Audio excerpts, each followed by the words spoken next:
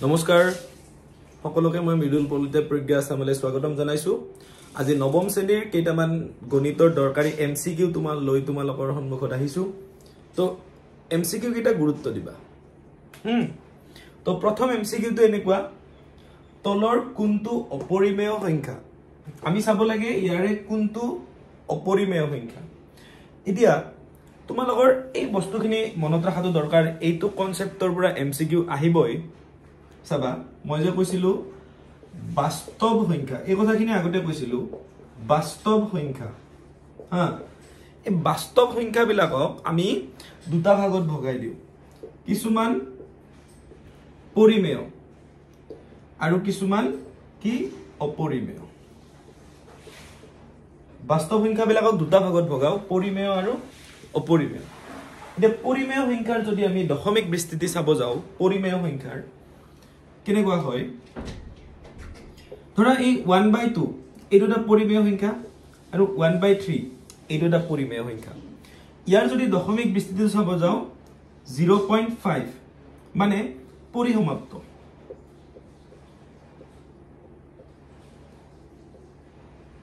ঠিক আছে,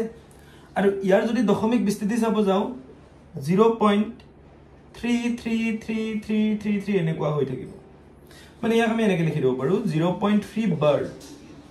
নিশ্চয় বুজিছা? তাৰ মানে এনেকুৱা পৰিসমাপ্ত হলেও সংখ্যাটো পৰিমেয়, পুনৰাবৃত্ত হলেও সংখ্যাটো কি পৰিমেয়। এতিয়া অপৰিমেয় সংখ্যা কোনবিলাক আছিল? যাৰ দশমিক বিস্তৃতি অবিৰত অপুনৰাবৰ্তিত। কি অবিৰত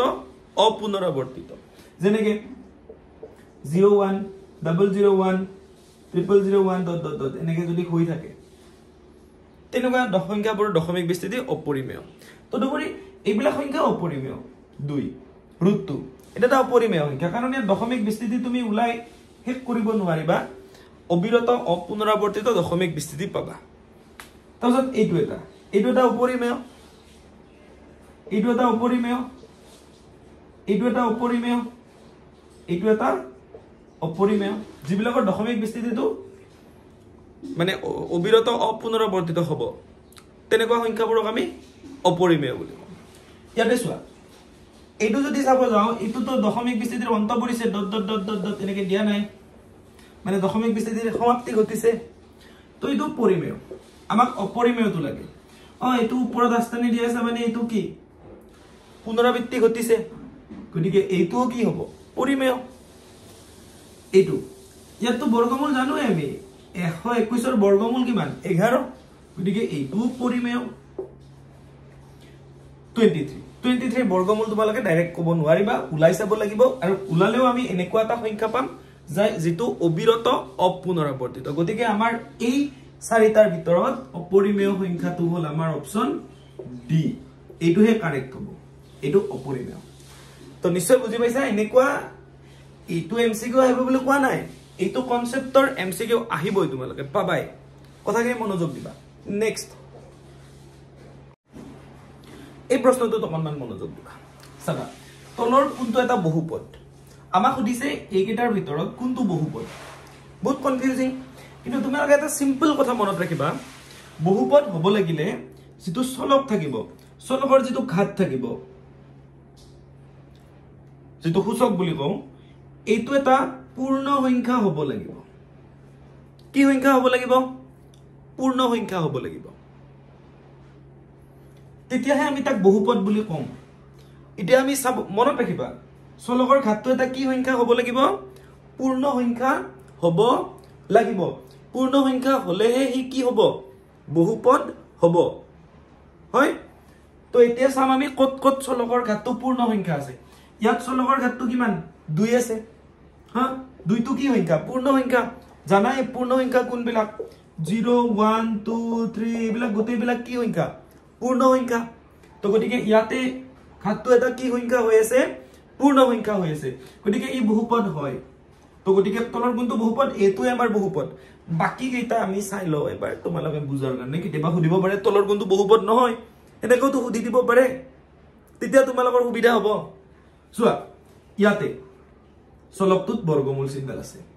চলকত বৰ্গমূল চিহ্ন আছে মানে কি? ইয়াৰ অৰ্থটো হ'ল x টু দি পাৱাৰ 1/2। বৰ্গমূল চিন থাকিলে তাৰ সূচকটো কি হৈ যায় 1/2 হৈ যায় আধা হৈ যায় তো ইয়াতে এনেকে আছে মানে ইটো তো পূৰ্ণ সংখ্যা নহয় মানে এটো বহুপদ নহয় কেতিয়াবা সুধিব পাৰে তলৰ কোনটো বহুপদ নহয় হেয়াও সুধিব পাৰে গতিকে এটো বহুপদ নহয় কিয় নহয় বুজি পালা এবাৰ এটোৰ ক্ষেত্ৰত এই চলকটো 1/x এনেকে আছে ইয়াতে বাৰু ঠিক আছিল পূৰ্ণ সংখ্যা ইয়াতে এই এনেকে 1/x যদি থাকে তাৰ মানে কিমান জানানে x to the power -1 আগতে পাইছা হয় তো ইয়াতো 1/x আছে ইয়াৰ ঘাতটো কি হ'ব x to the power -1 গতিকে ইটো পূৰ্ণ সংখ্যা নহয় ইয়াৰ ঘাতটো পূৰ্ণ সংখ্যা নহয় ইয়াৰ ঘাতটো কি সংখ্যা নহয় পূৰ্ণ সংখ্যা নহয় অকল এইটো তাৰ ঘাতটো কি সংখ্যা হৈ আছে পূৰ্ণ সংখ্যা হৈ আছে গতিকে এইটোৱে হল আমাৰ বহুপদ এনেকুৱাও আহিব পাৰে তলৰ কোনটো বহুপদ সুধি দিব পাৰে নিশ্চয় বুজি পাইছা মনোযোগ দিবা নেক্সট সো কোৱেশ্চন নম্বৰ 3 টো চাবা এনেকৈ এম দৰকাৰী এইবিলাক তলৰ কোনজোৰ ইমান সমীকৰণৰ সমাধান নহয় এই যেটো সমীকৰণ এই সমীকৰণটোৰ ইয়াৰে কোনটো সমাধান নহয় হেতু সুধিছে তো আমি সিম্পলি গম পাও এইটো যদি ইয়াৰ সমাধান হ'ব লাগে এটো হ'ব তাৰ x ৰ মান এটো হ'ব তাৰ কাৰ মান y ৰ মান তেতিয়া বাওপক্ষটো আৰু সপক্ষটো কি হ'ব লাগিব সমান হ'ব লাগিব তোমালোকে এনেকৈ বহাই চাবা ধৰা তোমালোকৰ এইটো লেফট হ্যান্ড সাইডত কি আছে 2x plus কি আছে 3y আছে তো বাওপক্ষটো সপক্ষৰ সমান হ'ব লাগিব যদি হে x ৰ মান 1 আৰু y ৰ মান 2 বহাই দিয়া x ৰ ঠাইত 1 বহাই দিয়াছোন মানে এইটো চাই আছো ইয়াৰ সমাধান হয় না নহয় নিশ্চয় বুজি পাইছা x ৰ ঠাইত 1 বহাই দিলো 2 x ৰ ঠাইত 1 বহাই দিলো 2 তাৰপিছত 3y y ঠাইত বহাই দিলো কিমান 2 গতিকে 2 এক গুণ কিমান 2 3 দুগুণ কিমান 6 6 2 কিমান 8 বাওপক্ষটো সপক্ষটোৰ কি হল সমান হল নে নাই x ৰ ঠাইত 1 আৰু y ঠাইত 2 বহাই দিওতে বাওপক্ষখিনি আৰু সপক্ষখিনি কি হৈ গল বাওপক্ষটো 8 পালো সপক্ষটো তো 8 আছে সমান হৈ গল নিশ্চয় বুজি পাইছা তাৰ মানে 1,2 তো এই সমীকৰণটোৰ সমাধান হয় কিন্তু লাগে কোনটো আমাক নহয়টো লাগে ঠিক আছে এবাৰ এইটো চাও x ৰ ঠাইত কি বহাই দিলো 4 y ৰ ঠাইত কি বহাই দিলো 0 এইটো চাই আছো x ৰ মান 4 y ৰ মান 0 4 দুগুণ কিমান 8 3 0 গুণ কিমান 0 8 ও বাওপক্ষ সপক্ষ কি হৈছে সমান হৈছে তাৰ মানে এইটো সমাধান হয় এবাৰ এইটো চাম x ৰ ঠাইত কি বহাব লাগিব -2 2 পূৰণ কিমান -2 প্লাস 3y y ৰ মান কিমান 0 নিশ্চয় বুজি পাইছা প্লাসে মাইনাসে -2 দুগুণ কিমান 4 3 0 গুণ 0 কিমান হৈ গল -4 তো সপক্ষৰ লগত সমান হল জানো সমান হোৱা নাই তাৰ মানে এইটো c2 এই সমীকৰণটোৰ সমাধান নহয় বুজি পাইছা নিশ্চয় বুজি পাইছা এটা এই d2 সাকে নহয় d2 যদি 2 গুণ 2 3 গুণ 3 2 3 5 এইটো নহয় তাৰ মানে গতিকে আমাৰ এনেকুৱা অপচনত তোমালোকৰ এটাই নোহোৱা থাকিব এটো টেনচন লব নালাগে এই সমীকৰণটোৰ সমাধান এইটো নহয় নিশ্চয় বুজি পাইছা তো আমি নেক্সট লৈ যাম নিশ্চয় বুজি পাইছা কোনটো সমাধান নহয় সমাধান হ'ব লাগিলে বাওপক্ষটো আৰু সপক্ষটো কি হ'ব লাগিব সমান হ'ব লাগিব আৰু যত সমান নহয় তেতিয়া সমাধান নহয় নেক্সট সাবা এই চিত্ৰটোত মনোযোগ দিবা এই দুটা চিত্ৰ দিছে চিত্ৰটোত কি কৈছে p সমান্তৰাল q এডাল p ৰেখা এডাল q ৰেখা এই দুডাল সমান্তৰাল তেতিয়াহলে আমাক x ৰ মান ওলাব দিছে এই যে ইটো টুৱাইস x বুলি কৈ দিছে ইয়াতে x ৰ মানটো ওলাব দিছে মানে x ৰ মান কিমান হ'ব হেয়া উলিয়াব দিছে সাবা x ৰ মান কিমান হ'ব আমি কেনেকৈ উলিয়াম তোমালোকে চোৱা এই দুডাল সমান্তৰাল ৰেখা এডাল ছেদকে ছেদ কৰিছে এটো যদি টুৱাইস x হয় এইখিনিও কি হ'ব টুৱাইস x কাৰণ এটো আৰু এটো অনুৰূপ কোণ সমান্তৰাল ৰেখাৰ ক্ষেত্ৰত অনুৰূপ কোণ বিলাক সদায় কি হয় সমান হয় মানে এই কোণটো আৰু এই কোণটো কি হ'ব সমান হ'ব নিশ্চয় বুজি পাইছা তাৰ মানে সমান্তৰাল ৰেখাৰ ক্ষেত্ৰত অনুৰূপ কোণবিলাক সদায় কি হয় সমান হয় এটো টুৱাইস x হলে এটো টুৱাইস x হ'ব এইবাৰ এই দুটা চোৱাচোন এই দুটা ৰৈখিক জুৰিয়া কোণ হল নে কোৱা কি কোণ হল এই দুটা ৰৈখিক জুৰিয়া কোণ আৰু ৰৈখিক জুৰিয়া কোণবোৰৰ সমষ্টি কিমান ডিগ্ৰী 180 ডিগ্ৰী তাৰ মানে এই কোণটো আৰু এই কোণটো এই দুটা লগ হৈ 180 ডিগ্ৰী হ'ব মানে এনেকুৱা হ'ব টুৱাইস x এইটো হল কিমান 70 এই দুটা লগ লাগি কিমান ডিগ্ৰী হ'ব 180 ডিগ্ৰী ইয়াৰ পৰা তোমালোকে আৰামত x ৰ মানটো উলাই দিব পাৰিবা চোৱা এটো টুৱাইস x টো ইফালে ৰাখা 70 টো ইফালে লৈ যোৱা 180 ডিগ্ৰী প্লাস আছে ইফালে গলে মাইনাস কি হৈ গল 70 ডিগ্ৰী তো 180 ডিগ্ৰীৰ পৰা 70 ডিগ্ৰী মাইনাস হলে 110 ডিগ্ৰী হল ইফালে কি থাকিল টুৱাইস x এটা দুইটো x ৰ লগত কি হৈছে পূৰণ হৈ আছে ইফালে লৈ গলে কি হ'ব হৰণ হ'ব x এদি যেতিয়া 2d যেতিয়া 110 ক হৰণ কৰি দিম তেতিয়া তাৰ উত্তৰটো কিমান পাম 55 ডিগ্ৰী পাম গতিকে তাৰ মানে x ৰ মানটো কিমান ডিগ্ৰী 55 ডিগ্ৰী এই চিত্ৰটোত x ৰ মানটো এইটো অপচন বি টো কাৰেক্ট হ'ব নিশ্চয় বুজি পাইছা মানে এনেকুৱা এমসিকিউ আহিব পাৰে এনেকুৱা কনসেপ্ট বেস এমসিকিউ আহিব পাৰে এনেকে ডাইৰেক্ট নহব পাৰে কিন্তু হে একান্তৰ কোণ অনুৰূপ কোণ এইবিলাক এপ্লাই কৰি পেলাই সলভ কৰা এমসিকিউ আহিব পাৰে নিশ্চয় বুজি পাইছা নেক্সট এডুকেশন মনোযোগ দিবা সোয়া মজা কোয়েশ্চন একদম ইম্পর্টেন্ট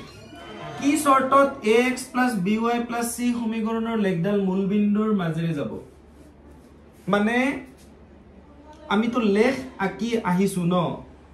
এই লেখৰ এই বিন্দুটোক আমি মূল বিন্দু বুলি কওঁ এই বিন্দুটোক কি বিন্দু বুলি কওঁ মূল বিন্দু বুলি কওঁ আমি বিভিন্ন ধৰণৰ লেখ আকিছো তো কিছুমান লেখ এনেকে দি যাব জিফালে ইফালে যাব পাৰে কিছুমান এনেকে দি যাব কিন্তু কিছুমান লেখ এনেকে মূল বিন্দুৰ মাজেদি যাব এই মূল বিন্দু এটো সে মূল বিন্দু কি কন্ডিশনত এডাল লেখ মূল বিন্দুৰ মাজেদি যাব সোয়া সমীকৰণটো আমাক দিয়া থাকিব এইটো এটা সমীকৰণ ধৰা ax + by + c = 0 এনেকুৱা এটা সমীকৰণ যাৰ লেখডাল মূল বিন্দুৰ মাজেদি যাব কি হলে c = 0 হলে নে a = 0 হলে নে b = 0 হলে মানে এই a মানে কি x ৰ হওক হেতু 0 হলে b মানে y ৰ হওক c মানে এইটো গটিকে তোমালোকে এটো মনত ৰাখি দিয়া c ৰ মানটো যেতিয়া 0 হয় মানে এই বস্তুটোত যদি এই মানটো যদি কি হৈ যায় 0 হৈ যায় মই এটা एग्जांपल দিছো ধৰা টুৱাইস x + 6y = 0 এটা সমীকৰণ ইয়াত এটো এৰ মান এটো b ৰ মান কিন্তু c ৰ মানটো কি হৈ আছে 0 হৈ আছে ন c ৰ মানটো যদি এনেকুৱা 0 হৈ থাকে তেতিয়া তোমালোকে গম পাবা সেই সমীকৰণটোৰ লেখডাল মূল বিন্দুৰ মাজেদি যাবই তাৰ মানে ইয়াতে সদায় মনত ৰাখিবা যদি এটা সমীকৰণৰ এনেকুৱা ৰৈখিক সমীকৰণৰ c ৰ মানটো কি হৈ যায় 0 হৈ যায় তেতিয়া সেই সমীকৰণটোৰ লেখডাল মূল বিন্দুৰ মাজেদি যাব ডেফিনেটলি যাব ঠিক আছে বুজি পাইছা এনেকুৱা কনসেপ্টৰ এমসিকিউ আহিব পাৰে নেক্সট সোয়া এই প্ৰশ্নটো মন কৰা এটা ত্ৰিভুজৰ বহিকোণৰ মাপ 110 ডিগ্ৰী আৰু ইয়াৰ দূৰৱৰ্তী অন্তকোণ দুটাৰ মাপ সমান হলে প্ৰতিটো দূৰৱৰ্তী অন্তকোণৰ মাপ হ'ব এতিয়া মই বুজাই আছো বহিকোণ আৰু দূৰৱৰ্তী অন্তকোণ চাবা এইটো এটা ত্ৰিভুজ ভালকে মনোযোগ দিবা এইটো এটা ত্ৰিভুজ ইডাল বাৰু পিছত আকি দিম এইটো এটা তোমালোকৰ ত্ৰিভুজ তো ইয়াৰে যদি যিকোনো এটা বাহু মই এনেকে বঢ়াই দিও যিকোনো বাহু এটা যদি এনেকে বঢ়াই দিলে এই যেটো কোণ হ'ব এই কোণটোক আমি বহিকোণ বুলি কওঁ এই কোণটোক কি কোণ বুলি কওঁ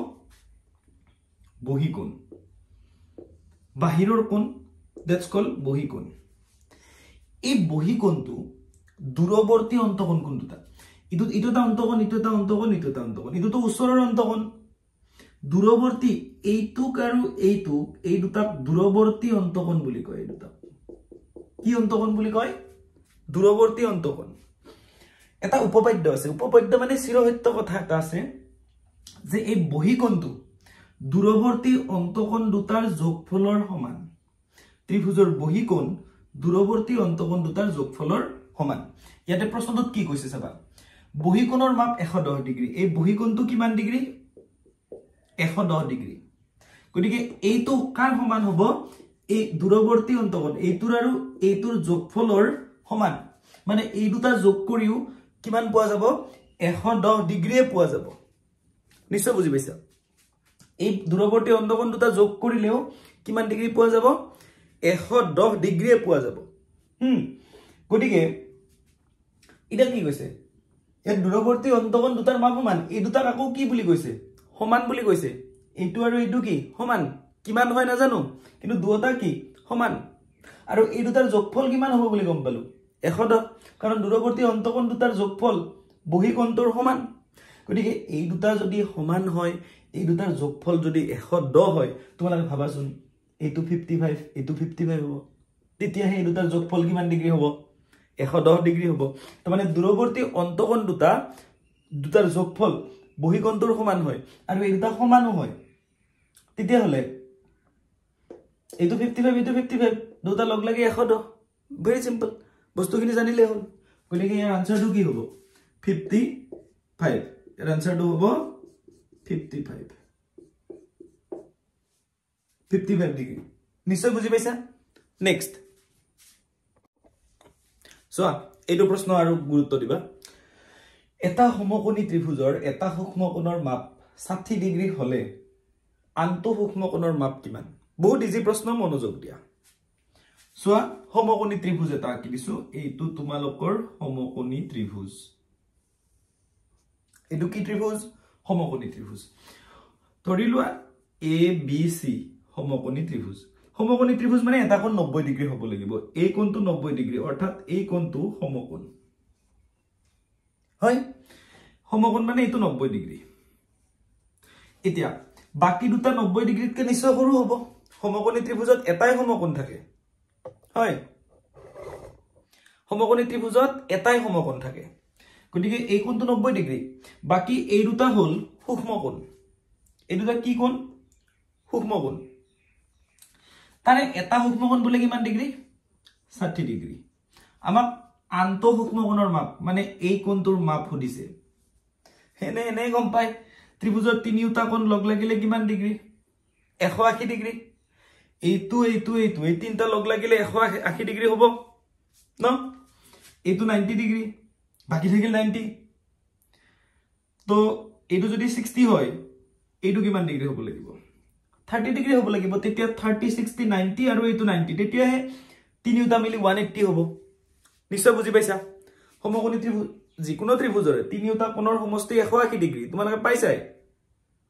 ন তাৰে এটাটো 90 সমকোণী মানে এটা 90 তাৰে এটাও 60 হলে আনটো কি হ'ব 30 60 হে 90 হ'ব নিশ্চয় বুজি পাইছা গতিকে এইটো হ'ব কিমান ডিগ্ৰী 30 ডিগ্ৰী নিশ্চয় বুজি পাইছা এনেকুৱা মনোযোগ দিবা বুজি নাপালে কমেন্টত জনাব পাৰা নেক্সট আমি চাম চোৱা এই প্ৰশ্নটো x³ + 1 ক x + 1 এৰে হৰণ কৰি পোৱা ভাগশেষ নিৰ্ণয় কৰা মানে এই x³ + 1 ক x + 1 এৰে হৰণ কৰিলে যেটো ভাগশেষ পাম হে ভাগশেষটো উলিয়াব দিছে তো ভাগশেষটো আৰু তোমালোকে এইটো গণিত কৰোতে ডাইৰেক্ট হৰণ কৰি চাব না লাগে এটা নিয়ম আছে তোমালোকে জানাই মই কৰি দেখাইছো চাবা এইটো x³ + 1 ক এইটো হৰণ কৰিম ন কিহেৰে হৰণ কৰিম x + 1 এৰে তো তোমালোকে আৰামছে x + 1 ৰ শূন্য উলাই লোৱা কি উলাই লোৱা x + 1 ৰ শূন্য তো x + 1 ৰ শূন্য কিমান হ'ব ইয়াতে কি বহালে 0 হৈ যাব এইখিনি চোৱা ইয়াতে যদি x ৰ ঠাইত মই -1 বহাই দিও কি বহাই দিও -1 এটা যদি -1 বহাই দিও -1 + 1 = 0 হ'ব গতিকে x + 1 ৰ শূন্যটো কি হ'ব -1 শূন্যটো কি হৈ গল -1 এতিয়া -1 তো তুমি এই x³ + 1 ন x³ + 1 আছে তো x ৰ ঠাইত -1 বহাই দিয়া x ৰ ঠাইত কি বহাই দিলো -1 সো এতে মই -1 বহাই দিলো -1 হোল কিউব + 1 তো গটিকে মাইনাস ডাল কিউব হলে কি হ'ব মাইনাসে হ'ব 1 কিউব হলে 1 হ'ব +1 গটিকে -1 + 1 ইকুৱেল কিমান হৈ গল 0 হল ন তাৰ মানে x + 1 এৰে ইয়াক হৰণ কৰি পোৱা ভাগশেষটো কিমান 0 আমি কেনেকৈ কৰিলো মন কৰিবা এনেকুৱা আহিব পাৰে যিটোৰে হৰণ কৰিব লাগে এইটো নিয়ম কেৱল অকল কিন্তু ভাগশেষ উলিয়াব লাগিলেহে তোমালোকে এই নিয়মটো ব্যৱহাৰ কৰিবা অন্য ক্ষেত্ৰত যদি ভাগফল উলিয়াব লগা হয় তেতিয়া দীঘলকে কৰিবই লাগিব এটো অকল ভাগশেষ খুদিছিল কাৰণে আমি এইটো নিয়ম ফলো কৰিলো তাৰ মানে যিটোৰে হৰণ কৰিব লাগে তাৰ শূন্য উলাই লোৱা সেই শূন্যটো যা হৰণ কৰিব লাগে তাৰ চলকৰ ঠাইত বহাই দিয়া তো এইটো হৰণ কৰিব লগা আছিল হেতুৰ চলকৰ ঠাইত মই ইয়াৰ শূন্যটো বহাই দিছো ইয়াৰ শূন্যটো -1 তাৰ চলকৰ ঠাইত বহাই দিছো বহাই দি পেলে উত্তৰটো যিমান পাম হেতুৱে হ'ব হৰণ কৰিলে পোৱা ভাগশেষ কিমান 0 নিশ্চয় বুজি পাইছা নেক্সট এটো প্ৰশ্ন মন কৰিবা প্ৰশ্নত কি কৈছে যদি x = 0 যদি x = কিমান 0 তেন্তে 5x³ - 4x² + 3 বহুপদটোৰ মান কিমান হ'ব যদি x ৰ মান 0 হয় এই বহুপদটোৰ মান কিমান হ'ব একদম সিম্পল গণিত তোমালোকে কেৱল চাব লাগে এই ইয়াৰ মান সুধিছে ন এইটোৰ মান কিমান হ'ব এইটো কি আছে 5x³ - 4x² + 3 ইয়াৰ মান লাগে x ৰ মান কিমান 0 x বিলাকত ঠাইত 0 বহাই দিয়া 5 * x³ 0³ মানে 0 হ'ব -4 * x² x ৰ মান তোমালোকৰ 0 প্লাস কিমান 3 এতিয়া 5 * 0 * 0 4 * 0 * 0 যোগ 3 0 পৰা 0 বিয়োগ হলে 0 যোগ 3 গতিকে উত্তৰটো কিমান হ'ব 3 গতিকে x ৰ মান যদি 0 হয় তেন্তে এই বহুপদটোৰ মান হ'ব 3 নিশ্চয় বুজি পাইছা হয় তো এনেকুৱা আহিব পাৰে তো নেক্সট এই প্ৰশ্নটো মনোযোগ দিবা এটো এটা দৰকাৰী প্ৰশ্ন যদি ABC সদৃশ সৰ্বাংগ সম ত্ৰিভুজ PQR ABC আৰু PQR এই ত্ৰিভুজ দুটা সৰ্বাংগ সম মানে জানা আটাইবোৰ অংগই কি হয় সমান হয় আটাইবোৰ বাহুৱে সমান বা আটাইবোৰ কোণে কি হয় সমান এই দুটা ত্ৰিভুজ সৰ্বাংগ সম A কোণটো 70 degree B কোণটো 80 degree C কোণটো 30 degree তেন্তে R কোণটোৰ মান ওলাব লাগে আৰামসে ওলাব চাবা মই কেৱল ত্ৰিভুজ দুটা আঁকি দেখাইছো তোমালোকক আঁকি দিলে নিজে নিজে ওলাই যাব এইটো ABC ত্ৰিভুজ হয় এইটো PQR ত্ৰিভুজ এই দুটা ত্ৰিভুজক কি বুলি কোৱা হৈছে সৰ্বাংগ সম বুলি কোৱা হৈছে হয় সৰ্বাংগ সম তোমালোকে জানা সৰ্বাংগ সম ত্ৰিভুজৰ অনুৰূপ অংগবিলাক সমান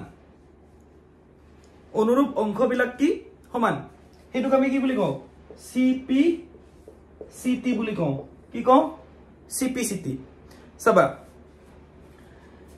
তো এর ABC প্রথমতে কোন বুলি কৈছে ABC বুলি কৈছে ABC 1 2 3 এনেকে যদি দিলো PQR 1 2 3 গটিকে এর অনুরূপ কি হবো P B এর অনুরূপ কি হবো Q C এর অনুরূপ কি হবো R নিশ্চয় বুঝি পাইছা এর অনুরূপ হবো P B এর অনুরূপ হবো Q C এর অনুরূপ হবো R গটিকে A কোণটো যদি 70 A টু 70 তেতিয়া হলে P টু 70 B টু দিছে 80 তেতিয়া হলে Q টু 80 কারণ এটা অনুরূপ কোণ তোমালোকে জানা সৰ্বাংগ সম ত্ৰিভুজৰ অনুৰূপ অংগবিলাক কি সমান C কোণটো কিমান দিছে 30 ডিগ্ৰী C তো যদি 30 ডিগ্ৰী C ৰ অনুৰূপ কোণ R হয় নে নহয় R তো কিমান ডিগ্ৰী হ'ব 30 ডিগ্ৰী গতিকে R কোণটো সুধিছিল R কোণটো কিমান 30 ডিগ্ৰী তো এনেকেও তোমালোকক প্ৰশ্ন সুধিব পাৰে তো ভালকে মনোযোগ দি বস্তুবিলাক কৰিবা ঠিক আছে নেক্সট সোয়া এইটো এটা খুব দৰকাৰী প্ৰশ্ন এনেকুৱা প্ৰশ্ন তোমালোকৰ আহিব পাৰে মই দৰকাৰী বিলাকে দিছো আৰু এইবিলাক 2024 ত আহি যোৱা প্ৰশ্ন তলৰ কোনটোৰ দশমিক বিস্তৃতি পৰিসমাপ্ত এটা চাৰিটা সংখ্যা দিয়া আছে কোনটোৰ দশমিক বিস্তৃতি পৰিসমাপ্ত হ'ব পৰিসমাপ্ত মানে জানা নহয় এৰে কোনটোৰ দশমিক বিস্তৃতি পৰিসমাপ্ত হ'ব চাবা কথাখিনি আমি বুজি লম তাৰে আগতে দেখিলে ক'ব পাৰিবা আগতে বস্তুখিনি বুজি লোৱা তো আমি মই তোমালোকক কৈছিল বাস্তৱ সংখ্যা হা বাস্তৱ সংখ্যা আমি দুটা ভাগত ভগাব পাৰো এটা হল পৰিমেয় আৰু এটা হল কি অপৰিমেয় বাস্তৱ সংখ্যা আমি দুটা ভাগত ভগাই দিব পাৰো এটা হল পৰিমেয় আৰু এটা হল অপৰিমেয় এই পৰিমেয় সংখ্যাৰ দুই ধৰণৰ দশমিক বিস্তৃতি থাকে কিছুমান হল পৰিসমাপ্ত কিছুমান কি পৰিসমাপ্ত আৰু কিছুমান নিৰৱধি পৌনঃপুনিক তো অপৰিমেয়ৰ কথা আমি কোৱাই নাই কাৰণ এই গুটেকিটা কি সংখ্যা পৰিমেয় সংখ্যা ইয়াৰে দশমিক বিস্তৃতি হয়তো পৰিসমাপ্ত হ'ব নতুবা কি হ'ব নিৰৱধি পৌনঃপুনিক হ'ব তো কোনটোৰ পৰিসমাপ্ত হ'ব তে তোমালোকে হৰটো চাব লাগিব কাৰণ এই গুটেকিটা কি আকৃতিত আছে p/q আকৃতিত আছে তো আমি তাৰ হৰটো চাব লাগে মন কৰিবা কি চাম আমি হৰটো চাম হৰটো যদি মন কৰা হৰটো যদি 2 থাকে বা 5 থাকে বা হৰটো যদি 2 আৰু 5 একেলগে থাকে তেতিয়া গম পাবা হি পৰিসমাপ্ত হৰটোৰ আমি মৌলিক উৎপাদক ওলাই চাম আৰু যদি হৰটো 2 আৰু 5ৰ বাহিৰে বেলেগ থাকে 3 7 তেতিয়া গম পাবা হি নিৰৱধি পৌনঃপুনিক তো গতিকে আমি হৰ কেইটাৰ মৌলিক উৎপাদক ওলাই চালে আমি গোটেই কথাখিনি গম পাম এটো হৰটোত এটোত কিমান আছে 12 আছে 12ৰ যদি উৎপাদক ওলাও 2 3 গুণ 6 বা 2 2 গুণ 4 4 3 গুণ 12 ইয়াৰ হৰটোৰ মৌলিক উৎপাদক কি কৰ ন 2 যদিও আছে 2ৰ বাহিৰে অন্য এটা উৎপাদক আছে ন 3 2 আৰু 5ৰ বাহিৰে অন্য এটা আছে 3 গতিকে ইয়াৰ দশমিক বিস্তৃতি নিৰৱধি পৌনঃপুনিক হ'ব পৰিসমাপ্ত নহয় এইটোৰ যদি আমি উলাই চাও 2 3 গুণ 6 2 আছে বাৰু কিন্তু তাৰ বাহিৰে এটা বেলেগ আছে না নাই 3 গতিকে ইয়াৰ দশমিক বিস্তৃতিটো হ'ব নিৰৱধি পৌনঃপুনিক এটোটো দেখি চাই হৰটোত কি আছে 3 মই কি কৈছো 2 আৰু 5ৰ বাহিৰে যদি অন্য থাকে তেতিয়া নিৰৱধি কিন্তু এইটোত যদি চাও 8 8ক যদি মৌলিক উৎপাদক উলাই চাও 2 2 গুণ 4 4 2 গুণ কিমান 8 তিনিটা 2 আছে নহয় গোটেইটা 2 হয় গতিকে এইটোৰে দশমিক বিস্তৃতি কি হ'ব পৰিসমাপ্ত হ'ব কাৰণ হৰটোত যদি 2 থাকে বা 5 থাকে বা 2 আৰু 5 একলগ হৈ থাকে তেতিয়া তাৰ দশমিক বিস্তৃতি সদায় কি হয় পৰিসমাপ্ত হয় গতিকে ইয়াৰ শুদ্ধ উত্তৰটো হ'ব ডি তোমালোকে উলাই চোৱাৰ দৰকাৰ নাই এটো টেকনিক ইউজ কৰি পাৰিবা ঠিক আছে নেক্সট সোয়া এটো এমসিকিউ সোয়া মজা এমসিকিউ ৰুটটোৰ মানটো দিছে ৰুটটো মানে 1.41 আৰু কিবা কিবি উলাব দুটা স্থানলৈকে দি দিছে তেতিয়া হলে ৰুট 8ৰ মান উলাব দিছে আমি কেনেকৈ উলাম চাবা ৰুট 8ৰ আমি মৌলিক উৎপাদকটো উলাই চাম বৰ্গমূল এইটোক আমি 2 4 গুণ 2 2 গুণ 4 এনেকুৱা কৰিব পাৰো গতিকে ইয়াৰ যদি বৰ্গমূল উলিয়াও ৰুট 8ৰ কেনেকুৱা হ'ব চাবা 2 into 2 into 2 এনেকুৱা হল এই দুটা 2 মানে 2 স্কয়াৰ এটো অকলে ৰৈ গল তোমালোকে জানা স্কয়াৰ ৰুট ওভাৰ কাটি যায় এটো কি থাকিল 2 আৰু এটো থাকিল ৰুট 2 তমনে ৰুট 8ক আমি কেনেকৈ লিখিব পাৰো 2 ৰুট 2 গতিকে ৰুট 8ৰ মান উদিছে চাবা ৰুট 8ৰ মান উদিছে ৰুট 8ক আমি কেনেকৈ লিখিব পাৰো 2 ৰুট 2 ঠিক আছে এটো 2 পূৰণ ৰুট 2 আৰে ৰুট 2ৰ মান কিমান 1.41 ৰুট 2ৰ মান কিমান 1.41 গতিকে 2 পূৰণ 1.2 লগত এখিনি পূৰণ কৰি দিয়া 2 1 গুণ 2 2 4 গুণ 8 2 1 গুণ 2 দশমিকটো দুটা এৰি দি দিয়া 2.82 গতিকে এইটো আমাৰ শুদ্ধ উত্তৰ হৈ গল নিশ্চয় বুজি পাইছা তো আজিলে এৰিছো এমসিকিউ বিলাক ভালকে চাবা পুনৰ এটা নতুন এমসিকিউৰ ভিডিওৰ হৈতে লগ পোৱাৰ প্ৰতিশ্ৰুতিৰে নমস্কাৰ তো ভালকে পঢ়িবা এমসিকিউ বিলাক চাই থাকিবা বাকি মেথছ বিলাকো কৰিবা কিবা বুজি নাপালে কমেন্টত জনাবা নমস্কাৰ